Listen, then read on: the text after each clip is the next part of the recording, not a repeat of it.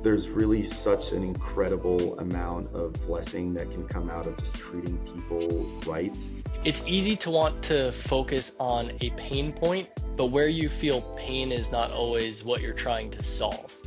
We have to be proud to put our logo on all of our work. And if we're not, we shouldn't do it. So if I go do really hard, scary things on the weekend, I come back to this thing and it seems pretty normal. I'm not going to die today doing this job. Being able to make mistakes, sometimes expensive mistakes, is important. And without the ability to do that, it's hard to learn and to take risks that can be highly beneficial risks. I feel like we just captured a breaking news moment. How did those sales go? What happens in that situation then? Tell us about it though. What does that mean? Why'd you get into that? How do you use it?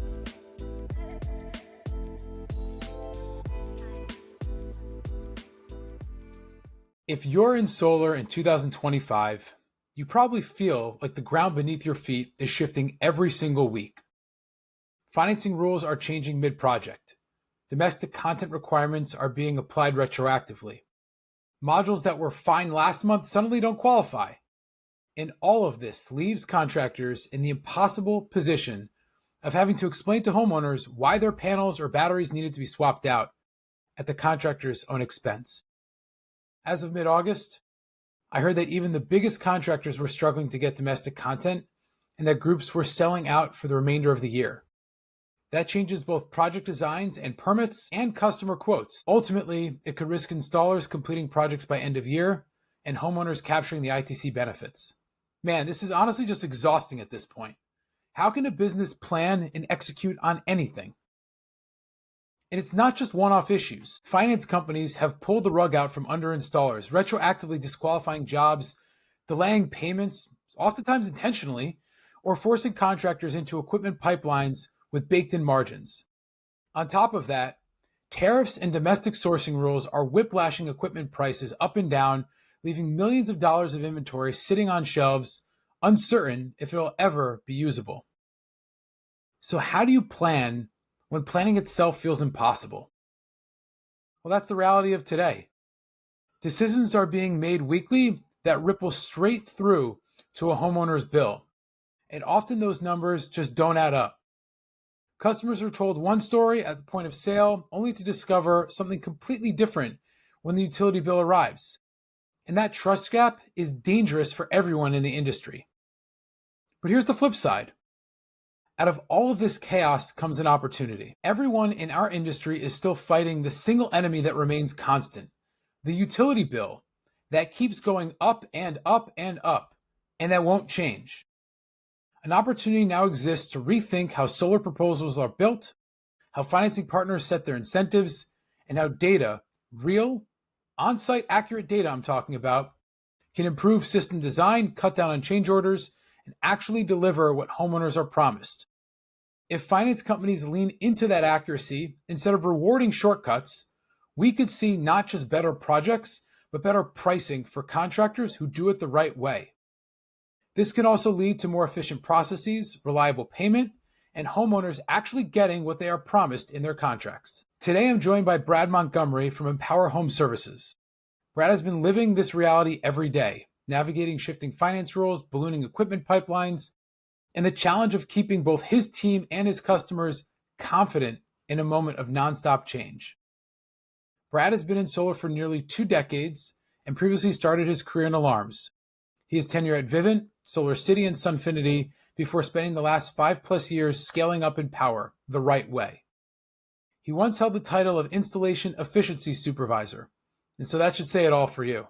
He has experience across the U.S. running crews in many states. Together, Brad and I will dig into what it feels like to operate under these conditions, why so many of the current financing practices are broken, and how we might start to push for a smarter, fairer way forward. We'll explore what Brad's extensive experience entails and how it has prepared him and Empower to capitalize on the changing solar landscape. Brad is one of the most thoughtful, measured, detailed, and personable solar leaders that I know, so I'm eager to dig in with him. Welcome to When Life Gives You Lumens, Brad. Great to have you with us today. Hi, Jason. Thanks for the invite. I'm excited to be joining you guys today. Fantastic. So I want to get right into it to start. Do you think that the EPC dealer model is going to exist in the next few years, especially after TPO? That's a great question, Jason. I mean, we've definitely seen kind of the cycle and the emergence of the dealer model. I do think that especially over the last year or two, we've seen a shift towards the dealer groups just understanding that there needs to be closer alignment. So I think we've started to see that consolidation start to happen. I do think that continues. I think the dealer model exists to some extent. I think it continues to adapt and change and kind of get back to where it used to be, early 2000s, where there's just more alignment between the two groups. The EPC model definitely has pros and cons. I think we've gotten to a point now where we've seen the divide that it kind of drives in the industry, and I think that's recognized from all sides. And I think we continue to see that closer alignment towards sales and ops. So to answer your question, I think to some extent yes, but I think that those the divergence of the two groups are coming closer together, and will continue to do so. I hear a lot the expression, the tail wagging the dog. And that's, the idea that the EPC will do whatever the sales teams want and need. And I've seen this both from business process or change order acceptance, finance provider, or even worse, as relates to us, tech stack. There's one organization, that is a massive company and I'm sure has a massive expense profile, and that, whatever the dealers want for our technology, even if it doesn't make sense. I mean, there's got to be, I guess, what do you think about that to start, that whole tail wagging the dog, and how do you approach that? Yeah, I mean, I would say that that's very true in our industry, especially as the dealer model has developed. I mean, they're really driving the sales volume that everybody is fighting for. And so I think everybody kind of has the criteria that they want the deal to meet. And if you don't have the volume that you need, you start becoming more lax in what you're willing to accept. Maybe you're willing to drive a little farther, or take on a deal you wouldn't normally take on, or work with a partner that you maybe aren't fully comfortable with. It's kind of a slippery slope, because once your company is a certain size, you need that volume to continue. You have an overhead there, and without that consistent volume, it just really puts pressure on the operations from all sides. And so I think that's why you end up with these, the sales groups are able to kind of really move and pivot the volume really quickly. And the installer is always trying to kind of react and adapt and trying to capture more of that. And so it's really put the ball in the court of the sales groups that are out there really originating these projects. And I think they've ended up with more control than maybe was kind of even thought, just because it's like everybody needs the same volume, or everybody's wanting this volume, and there's only so many of these groups to go around. Lead generation is becoming really, really key, has been key in the solar industry. And these sales groups have gotten really, really good at how they generate and how they're, finding customers, closing deals. And so it just only ramps that pressure up, because they're able to continue to sell and sell and sell more. And then it's, the operator's always trying to adapt, react, attract more. And so it's definitely a challenging environment for sure. I can see the cons with the dealer EPC model in terms of alignment and other stuff, but there's got to be some pros. I'd love for you to walk us through what you think is good about it and what you think has its detriments. Totally. I mean, I think like cost of acquisition and really focusing on what you're good at, I think is kind of where the dealer model came from. And so we definitely see that, like, generating these sales, it's not easy, and it takes the right person to do it, the right environment, the right company technology backing. And so I think you have groups and people that are very, very good at generating sales, at driving volume, and those are great. It's hard to, as a contractor, to think outside the box on how we can generate new sales, how we get in front of more people, how we can capture more people. So I think in that aspect, it's been great to allow these groups that are really, really good at what they do to go and sell. And then for us to be able to kind of follow on behind and fulfill that. So I think those are the two biggest, is that it's, you kind of have some specialty, which hopefully allows both parties to kind of grow quicker than you might be able to. How should we think of this from the homeowner perspective? Are there benefits to the end consumer that the dealer EPC model helps with? I think there certainly can be. It definitely gets really slippery. I mean, our approach to the dealer model, and I mean, we offer a variety of financing options, and our idea has always been a consultation. We want to be able to have, we don't want to walk away from the deal. So if the customer wants a certain type of financing product, wants a certain installation piece or whatever it may be, we're always trying to accommodate that, to basically attract more dealers, let the salespeople be more comfortable with what they're doing, the process that they're already working in. But it definitely comes with challenges, and I think as the financing companies have, as options have come out, as pricing's changed, there's definitely oversight in some of these charts, and I think that's where the homeowner starts to get impacted, because there's maybe a certain product is paying out more than it should in certain scenarios or things like that. And so you now have the homeowner being kind of proposed something that's not best for them. It's best for maybe whoever's selling it, or maybe the installer or something like that. But it's not the best solution for the homeowner. And I think that that's probably the biggest downside I see for the homeowner, is that if you're not talking to the right person, they're pitching you whatever is essentially best for them. Especially if you're using a financing product where you have to fit the system to the product, not necessarily to the right system for the homeowner. It's funny because I think the unlock of the financing products is glass on the roof. The sales dealer model, it's glass on the roof.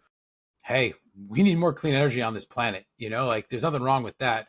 But then there is that slippery slope you alluded to. And there's that disconnect. And often the EPC is just the one cleaning it up, or they're calling you no matter what the sale was like. I mean, how do you navigate that? I mean, it's really tricky, because especially with TPO, once that deal is kind of created and the terms are outlined, the deal is locked to some sense. And so any change requires something, whether it's from the sales rep, whether it's from the customer, whether it's from us. And I think what's happened is you don't want to mess it up. And so it's like, if you're given something, I think most installers are trying to take that and run with it, and not have to re-NTP things, not have to resubmit documents, not have to have change orders, not have to change pricing and production. And so it's become this idea where it's like you're kind of taking and running what you're given, instead of collecting the information, developing a good solution for the customer, and moving forward with that. It's more of, well, fit what you get and try and make it work. I want to unpack this topic more, because this is something that we're seeing and running into as a challenge a bit. Right. So TPO reviews the sold contract, and they lock that project and that production value. And almost all sales are done using satellite imagery and old LiDAR data. So these designs are often wrong, and everyone knows it. They're whether off by a few inches or a few feet. The shading analysis is off by 5% some cases. It's perfect in other cases. It could be up to 30%. It's all over the place. And then you have the rise of AI design tools that are only going to make this worse. Let's be honest for a second, because the more shading and trees overhanging the house, the worse the AI designs get. So you've got this tough combination of things. However, many EPCs just try to size the final project to what was sold, not to what is most accurate, not to what's best for the homeowner. So they're playing the TPO game, is what someone said to me recently. And someone even told me indirectly that Scanifly was too accurate and would cause friction with the sales orgs. So we couldn't go with them. Too accurate, right? So I guess this all makes me really sad, honestly, for the industry. And I thought our industry was going to grow out of this with these recent changes, especially with TPO needing the assets to perform well because they securitize them or they own those cash flows. Totally. So can you explain this dynamic a bit more? And I would love to hear what you think about it. Yeah, I mean, it is. It's a tricky situation for everybody involved, especially on the installation side. I mean, our model has always been, we'll get the deal. If it doesn't make sense, or if the parameters that we're given aren't actually true, we'll definitely go back and optimize that project. A lot of the times it leads to a tough conversation, because the sales rep's inputted his data, he's given a number, you're coming back and saying, hey, now it's this number. And then it's kind of like, well, what happened? Why'd you guys change it? And it's like, well, we changed it, but we changed it to meet what was actually there, not, you know, what we thought. And so it's kind of like, well, what happened? Why'd you guys change it? And it's like, well, we changed it, but we changed it to meet what was actually there, not, you know, what we thought. And so it's kind of like, well, what happened? Why'd you guys change it? And it's like, well, we changed it, but we changed it to meet what was actually there, not, you know, what we thought. it's not a manipulation. It's just fitting the design to what's actually on site. Sometimes it works out in our benefit where the price actually goes up and we're able to basically optimize what we originally got. Customer ends up with a better system, sales rep ends up with a better payout. It's a win-win. A lot of times we see the opposite where they've overpopulated the roof. It's missed some shading. It's, putting them on a patio that's not there. The roof tilt is greater or less than what was proposed. And that's where it becomes tough because and to the sales reps, to their benefit, like they assume that they've done everything right. They've put everything in that you've asked them to do, and they've kind of ran with this number.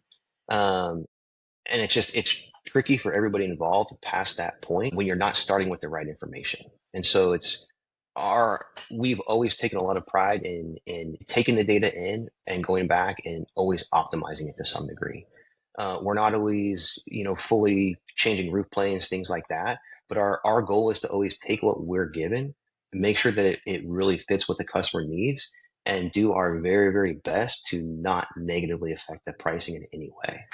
A lot of the times we're able to kind of hit all those boxes. It's certainly every time we can't. And then it is normally like, well, hey, like you're taking this money away from me. And it's like, it's not me taking it away from you. We're just, again, fitting to what's actually there. And if it wasn't done right the first time, you're just always stuck having this tough conversation.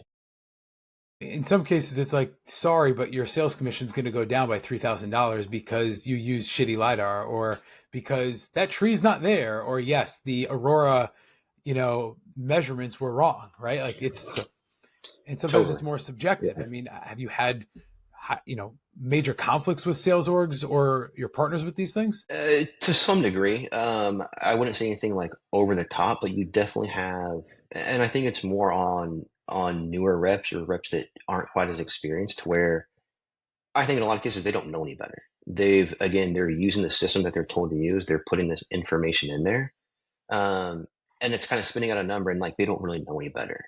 And I think there's kind of the other side of it where there is some manipulation that takes place. You're grabbing the right months that you want to for your usage, or you're adjusting the tilt or the tree smaller, things like that. So, I mean, we definitely kind of see, I would say, maybe a more innocence towards it, where it's just not knowing any better. And then I think there is, manipulation or gaming that kind of takes place in the system. And then when we go in and correct that, I think the easiest one's like roof tilt. You increase the roof tilt, your production goes up, payout goes up. It's like everybody wins. We go in there and actually say, hey, no, it's a 212, and it changes everything. And I think we see both of them. And one's trading, obviously it's something you can deal with, you can overcome, you can explain the situations. I would say the opposite of that, where you're getting the manipulation, or it's just not really clear how you kind of got to what you proposed. And then when we go in and clean it up, you get some people that are really aggressive about it. And yeah, it's like it's cost us deals, it's cost us relationships, but I don't feel like there's, the alternative to that is it's not viable. Like the contractor has so much liability in these systems that I think that's sometimes forgotten on a lot of these, with a lot of these groups, where it's like they can kind of be in and out sometimes in, hours or days, and then they're kind of done with it. For us, these are 20, 25-year relationships that we're having with these consumers. And so for us, it's really important that we get that off on the right foot. They're happy with what they're getting.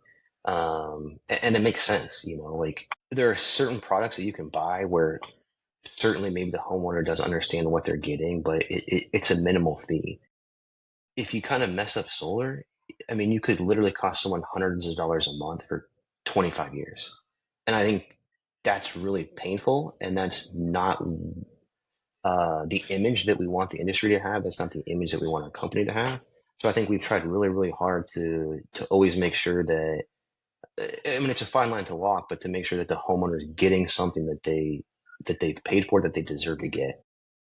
What do you think our industry has to do to change this quote game, to align the financial incentives to not size to TPO, but to size to the homeowner's benefit? You guys are operating with a high ethical standard. You've said this to me many times, right? We are in it with the homeowner for many years. you also, your business's name is Home Services, right? You will want to sell a battery, an EV, an HVAC, a roof over the life of that asset. You have a Absolutely. multi-phase relationship, right? But not a Yeah. lot of other EPCs are that sophisticated or that thoughtful, or they're going to be gone in 3 years and throw their phone in the ocean and run away. Like, what systematically do we have to change to reward or incentivize or prevent, right, the alternate, right, like to make this actually something where our industry, it's the right thing to do, is also the financially viable thing to do? Yeah.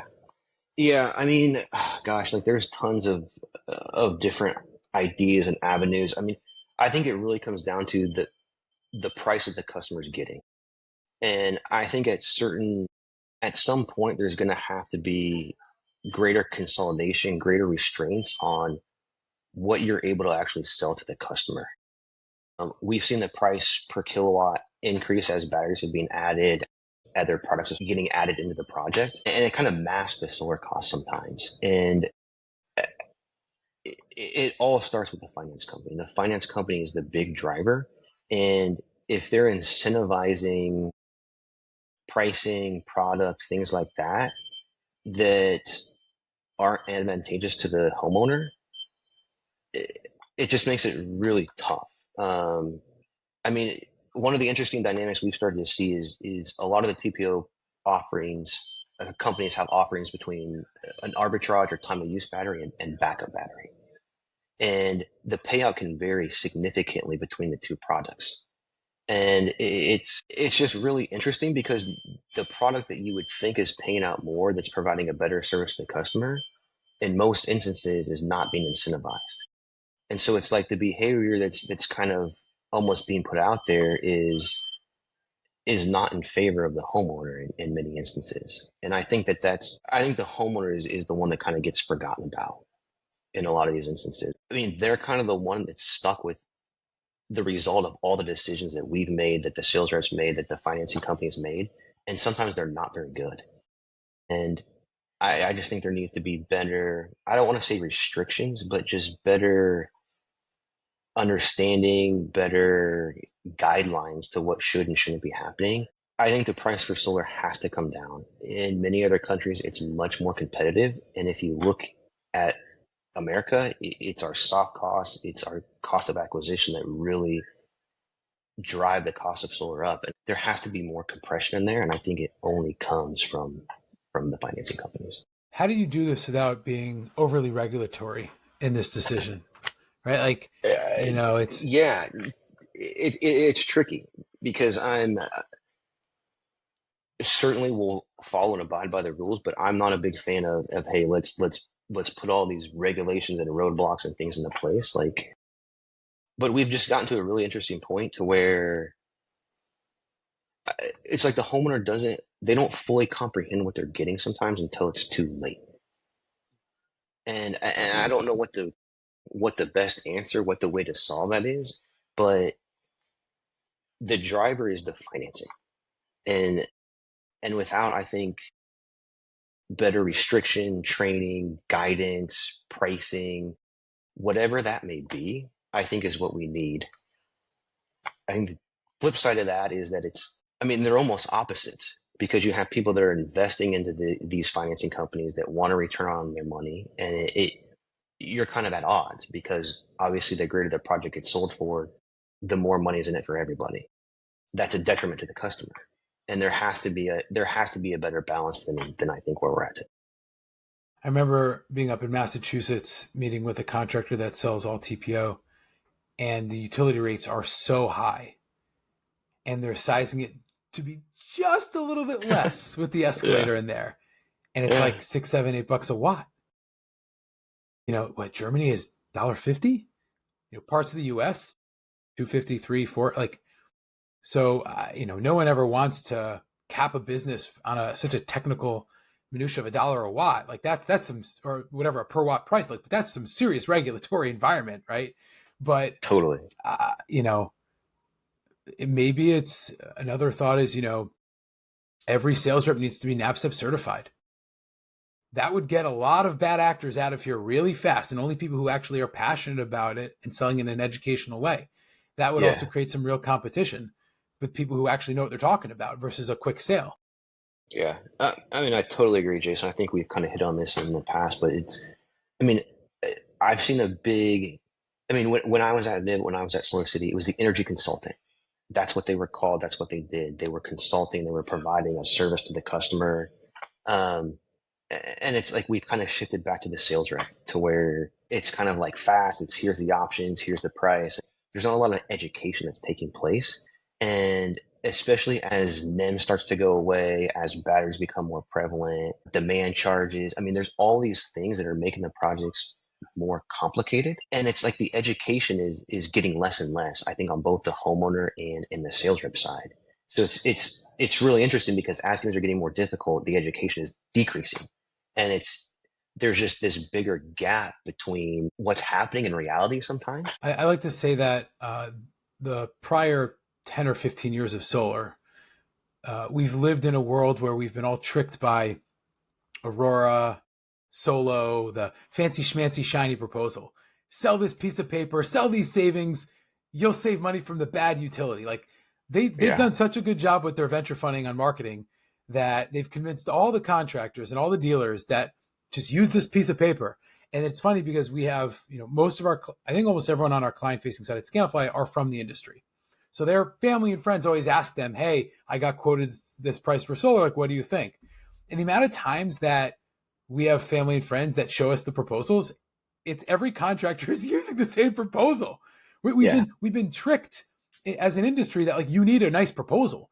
And it's actually interesting because I think, and I'd like our industry to get back to, no, you need an accurate design to educate people on. And in that same vein, as you said, solar has gotten to be much more complicated as a sale because you're not just talking about solar now. You're talking about the home electrification journey, AHJ regulations, the changing tax incentive landscape, RECs, and it's actually a very complicated sale for what might end up being the third most expensive asset you own after your house and your car.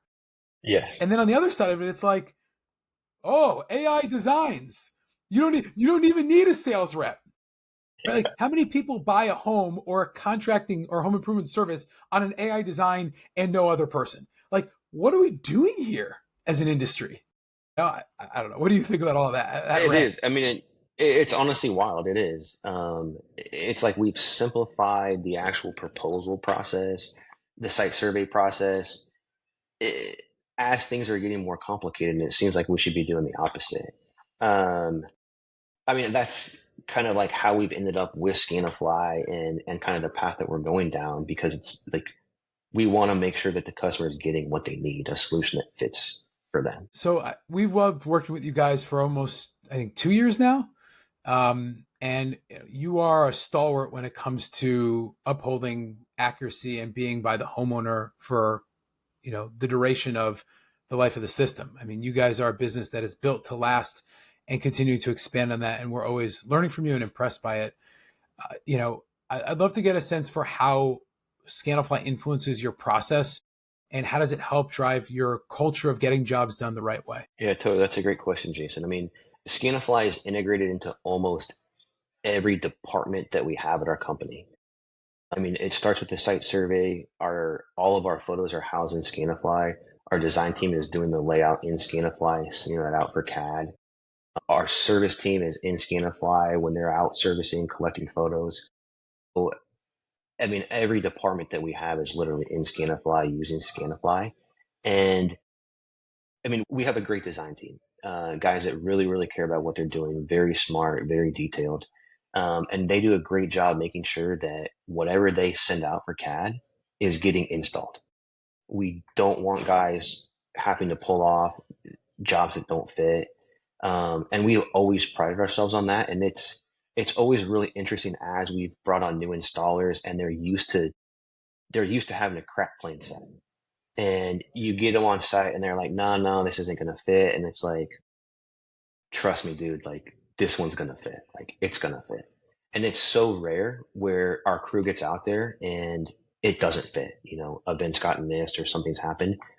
I mean, you're talking a handful of times a year out of thousands of projects. And so it's it's something that doesn't exist for us when we get to the job site, and it's like, oh my gosh, like we can't put panels on here. We're gonna have to move to the other array. We don't have enough rail. Like job's not getting done today. I mean, it's just not something that we encounter very often because we start with that accurate design from the beginning and make sure, again, whatever information that we're passing to our permit team, that we're passing to the HJ, that it's right, it's going to get installed, it's going to pass inspection. And Scanifly has really been key in that by not only housing all of our information, but having a really accurate tool that we can start with and just continuing to pass that information down the line.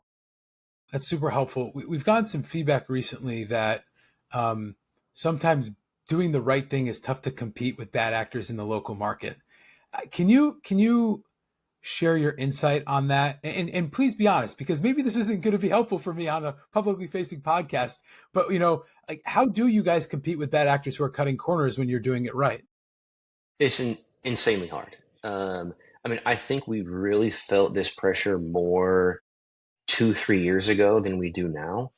I think there was a time when everyone realized like we can go install without a permit. Nothing's, like what's the chances that it's going to happen? So I think you got a lot of people that, as soon as the job got sold and they had some type of layout, they were running and getting these things installed before permitting. And that's really, really hard to compete with because all the sales reps see is the job going in, them getting paid. And then they're looking at us like, what's wrong with your guys' timelines? Like they just installed this in a week. And it's like, well, I mean, dude, they didn't do design. They have no permit. The MPU that they called out isn't going to work. And so it's like they installed it in a week. Yes, that's great. But a year from now, that system will still be sitting there, not interconnected. The customer's loan payment starting. They're still paying their utility payment. And it's like, that's the situation that we've just never wanted to be in, to where we've installed something that functionally won't get turned on by the utility or won't get approved by the AHJ. And they're constantly changing what they want, their requirements, their regulations as well. And so it's something that we're always constantly going back and adapting to. And it takes time. And when you have other companies that don't care, that aren't planning on being here in 2 or 3 years, you're always battling that attention of the sales rep, because again, all they see is that speed going in and them getting paid. And it takes time for them to see the back end of that. And I think that's kind of what we've seen now, where sales groups and sales reps have started to realize like, hey, like even if it gets installed, if they don't get that thing inspected and PTO'd, all the money's gone. And so it's like, unless you're going around and just throwing in deals one by one at different installers, at some point you as the sales partner are getting affected by this. And I think that's kind of what I felt like it was daily a couple of years ago, where it was this conversation, like, what do we do? Like, how can we be different and still follow the rules?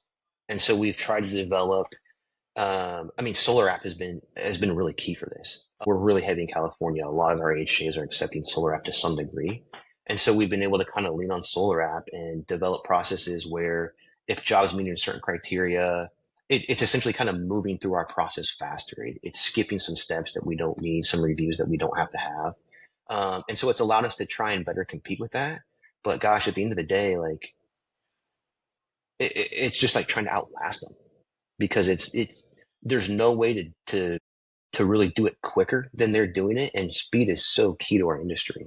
And so it's like, gosh, let's just make sure that it's perfect, it's right. And it's going to take a little bit more time to get installed, certainly. But man, I promise you, we're going to get PTO faster. I promise you the customer's going to be happy. And I promise you they're not going to be calling you back in a year like pissed that they have this system on their house that's doing nothing. In the situation where the system is installed and nothing's happening, do you think the homeowners actually call the sales rep, or they're calling you? No, that's the problem, is that they're normally calling the install, because at that point, the sales reps, they've moved on to a different industry, a different company, whatever it may be. I mean, it's the contractor is normally the one that's ending up with that call. And it's like, I mean, what are you going to tell them? Like, sorry, your sales rep like really wanted this installed, so we just did it. Yeah. Let's assume that the sales rep is non-malicious in this act, right? Kind of what you and I were alluding to. Yeah. What you were alluding to is just like, hey, they only know so much. there is some financial incentive for them to push for that degree of speed, right? Absolutely. To go back to the Yeah. financing companies, like what has to change to prevent that? I mean, we've moved a lot from no M1 payments to M2 payments. That's great. Who was bankrolling? Like that was crazy, right? But like, what else do you think needs to occur? Yeah. I mean, I think tying it to the payment timeline, I mean, shifting it back, I think is probably the easiest and best answer. Because it's money talks. And so it's like the faster that they're receiving that money, the quicker that they're kind of moving on.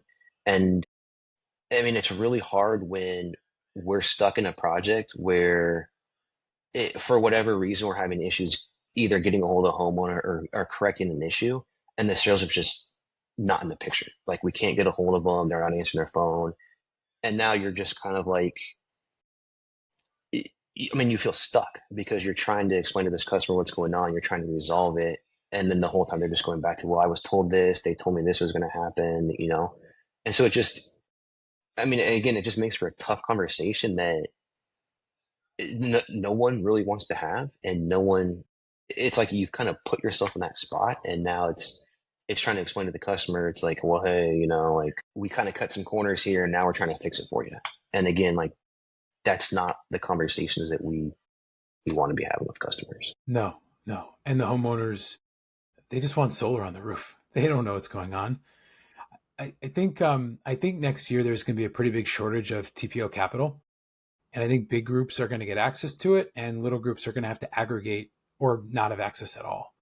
And I'm doing a lot of thinking about what can TPO do to actually change everything. So I'm going to try to summarize our conversation and pitch a couple of ideas that keep the regulatory bodies out of the way and that actually helps TPO realize that this is in your interest because now you have leverage, whether you've safe harbored equipment for the installers you're working with, or you know they're not going to switch, right? So we talked about, you know, delaying payment to PTO M2 or even going as far as M3. Why not? Yeah. You have the leverage, avoid all the clawbacks and the back and forth. Yeah. Number two, could you incentivize the sales rep and EPC to have more flexibility on a change order for getting the right data? So for example, let's say you're plus minus 5% or 2% or whatever it is. Sure, keep that more rigid tolerance for an AI design or an Aurora design, any remote design. But if you're getting Scanifly data, Sun-Eye data, you're getting on-site shading analysis, give them some more flexibility to minimize price changes. So basically have a pricing penalty for remote data and price incentivize for on-site data, just like way back in the day, like the Energy Trust of Oregon did, right? And the third idea is different pricing for sales reps that have NABCEP certification. If you're submitting this and you're NABCEP certified and or recheck or you name your certifications, we'll give you a slight bump. Why not? Why not? They have nothing to lose. The TPO will have all the control starting next year. And those are three simple ways that they can get better assets going through their systems and ultimately get better pricing for when they securitize the assets. I mean, Jason, I think those are three great ideas. For me, it always comes back to the financing and the payment and how and when guys are getting paid. And I mean, the clawback thing is super interesting because I don't think I heard the term clawback until maybe 2 or 3 years ago in solar. I mean, it like wasn't a thing. And then it was like all of a sudden, all you heard about was this company has all these clawbacks. This company has all these clawbacks. This company has all these clawbacks. And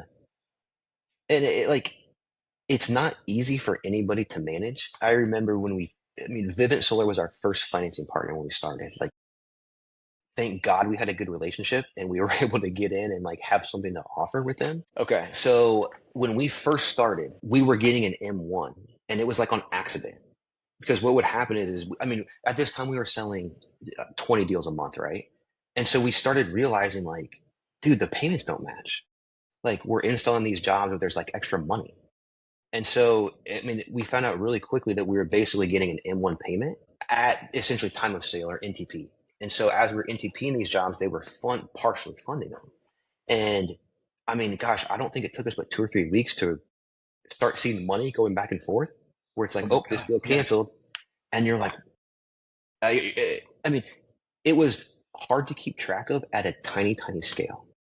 And we shut it down in October of 19, and I think we started installing August of 19. And then it was literally almost a matter of weeks where it's like, there's no way you can operate like this. Like, it's not your money. What do you do with it when you get it? Because if you spend it, what happens when they want it back?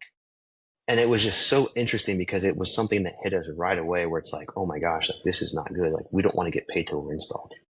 And just to see that cycle over the last few years, and like, I mean, it took down some really big players, and it's, I mean, it was really interesting to watch this cycle of M1 payments and the downfall of some really good companies. It bankrolls growth, but when that growth doesn't exist, I call it the death spiral. It's what you alluded to, which is you take on jobs further out of your territory, you cut corners, you delay PTO, then you get more delayed payments and clawbacks, but then you have to keep expanding your horizon. I mean, I've seen this at certain contractors where they just, you can see the death spiral occurring and there's no way out of it. And it's just it. It's just it.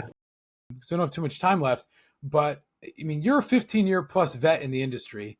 You have a stellar resume with Vivint and SolarCity and everything. Why are you not a solar bro? Let's start there, right? You've got alarms, you've got Vivint, you've got SolarCity, Sunfit. I mean, you've got Texas, you've got. Tell us about yourself. Why are you not a solar bro? What's this journey been like for you? Yeah, and I mean, that's a great question, Jason. Like, I mean, I started at Vivint early before it was called Vivint, and it was eye-opening, just the dynamic of the sales rep and the installation team. And that's when it first, it's like you really saw the good and bad of sales in that instance. And I mean, for me, it was something that I caught on to really quickly, where it was like there was a right and a wrong way to kind of approach the sale and approach the customer. And every day you saw people doing it both ways. I don't know, for me, it was just like a line in the sand where it's like, I'm on this side, like I want it to be done right. And especially being the installer with alarms, it was really tricky because sometimes the sales reps in your house talking to you at 6 o'clock, I'm showing up at 7 o'clock to install your system. And so things are happening quickly. And so a lot of times as the installer, you're almost helping to close the deal in a sense, because sometimes the sales rep's still there. The sales reps told them what's happening, and now they're asking you questions. Well, hey, they told me this. They told me it worked like this. They told me it can do this. And now you're there like, well, it actually does like this, and it works like that. And so you just kind of like, I remember feeling like, why am I the one that's stuck here, and feeling like I have to like wiggle my way between like what the truth is and then what they've kind of been told. And it just never really set well with me. Like, I just always wanted people to understand what they're getting and be comfortable with it, and to have a good experience. And when you see the backside of that, and then what's happening after, just like, it just doesn't feel good. And so for me, it was just really clear where, like, there's a way where you can do it right, where you can make good money, where everybody can kind of win and get what they need to. And it doesn't have to be this, this kind of like one-sided, like forceful approach. And so it's like, it was just really clear for me that there was just kind of two groups or two ways to sell. And the forceful one was never my favorite. I saw on your LinkedIn that you had the title at one point of Installation Efficiency Supervisor, which I love, and getting to know you a little bit more, like, very appropriate. But I'd love for you to explain what that role was and what did you learn from it? Totally. No, this was honestly a really unique opportunity. So this was basically right, I think it was kind of early 2013. SolarCity had recently acquired ZEP. ZEP was a racking manufacturer that was exclusive almost to Vivint. And so this was kind of a big uproar. I had left Vivint almost like teeing up with this. And so when I left Vivint and came to SolarCity, they were actively looking for people to train their installation crews with ZEP. And so the initial approach was there was a small group of us, and we would go out with the crews their first installs with ZEP, and we would just do it with them and show them how to do it, show them how the pieces work, show them how it went together. And it kind of evolved to more of a whole approach to the office where we would just kind of be present. And so you would observe how the operations manager was working. You would observe what was happening in the warehouse, how the crews were getting in and out, like their total day and really what was happening. And so it was just really, really interesting because we visit offices all over the United States for SolarCity. I mean, at one point, I think there was close to 100 different offices. And so it was, you're in California one day, you're in Arizona one day, you're in Texas the next day, you're on the East Coast the next week. And so we got to be on a ton of job sites, meet a ton of different installers, work in a ton of different areas. And it was just really interesting to see that every office thought that their office had the problem and that that was the only problem. Nobody else had the problem. And you just start to realize, like, man, everybody has something that they're dealing with. But it's like, as a whole, it's like, it kind of puts everybody in the same field because it's like everybody's dealing with something. They either have the difficult HJ or they have the difficult interconnection, or it's like they have a double inspection or something like that. And so it's just, I guess the one thing I took away from that is that it's like, you're always going to have a challenge no matter where you're at. And how do you make the best of it? How do you really optimize it? How do you make it to where it's just a part of what you're doing? I think the other thing I really learned is that everything's connected in the warehouse, and the presence that your operations managers have, that the people that are really driving the daily business, had a huge impact on what's happening, from efficiency, morale, all the above. You would go into offices where during the safety meeting, everybody has their head down on the desk. No one's paying attention. Guys are walking in late. They're not dressed the same, right? Like, guys have a shirt on from the old company they used to work at or whatever it may be. And then you go into offices where it's like, you walk into the meeting, everyone's sitting down at a desk, everyone's sitting up looking at you, everybody has on their same uniform. And it's like, you just saw that professionalism. And it always came back to who was really running that show and how dedicated and how much of their time and effort that they were really willing to put into what they were doing. You definitely saw a difference from people that was like, this is my 9 to 5 and I'm going to do it great from 9 to 5. But after that, it's like, don't talk to me. And then you kind of saw the other side of that where it's like, people felt invested in what was happening and the people that were working for them and like what was happening in their office. And I mean, that's something that I just really kind of caught on to, is that, man, the people, that operations manager role is so key, because especially as you grow and as you kind of diverge from that corporate office, you're counting on these people to really, to be an extension of yourself and to really drive the same culture and values and mindset that you have. And when you don't get that, man, it's like you're going down another path really, really fast. It's fantastic insight. It's almost like you had the perspective that we have, which is, we see all of these different solar contractors and how each one does something different. And you got to experience that within the same company. Brad, this is always amazing to talk to you. Clearly this is a challenging time for our industry. But I think the optimism I have is we have an opportunity to get this one right, to go back to that form of solar consultant, of consultative selling, of alignment of sales and ops, whether it is dealer EPC or under the same roof.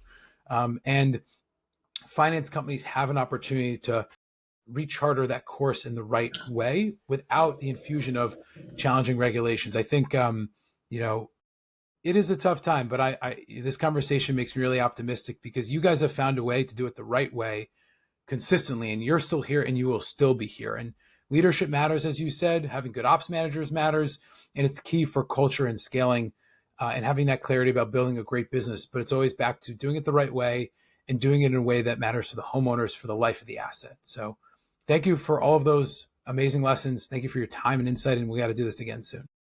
Yeah. No, thank you, Jason. It was great to be on here today. I appreciate it. Awesome.